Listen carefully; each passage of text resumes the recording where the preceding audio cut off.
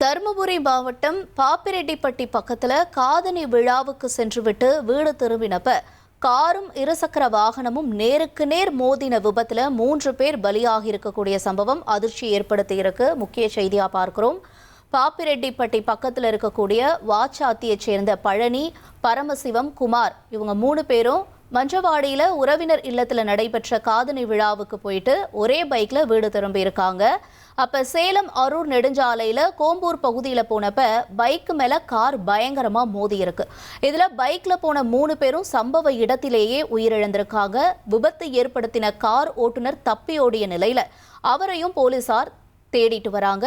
இந்த தகவல் அறிந்து அங்கு வந்த போலீசார் 3 உடலையும் கைப்பற்றியிருக்காங்க. தொடர்ந்து 3 உறவினர்களும் உடல்களை பார்த்து கதறி எழுத காட்சியும் காண்போரை கண்கலங்க வைக்குது.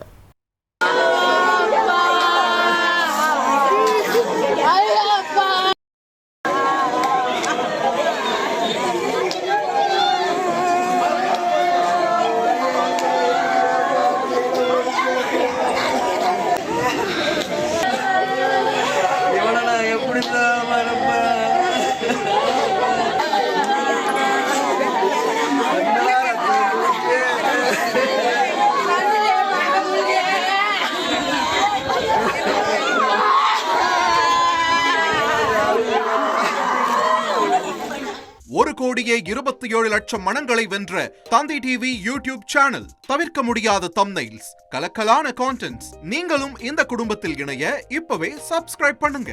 அசுரபலம் கொண்ட எங்கள் டிஜிட்டல் கரங்களில் உங்கள் விளம்பரங்களை சேர்க்க வாட்ஸ்அப் பண்ணுங்க. 8939888838.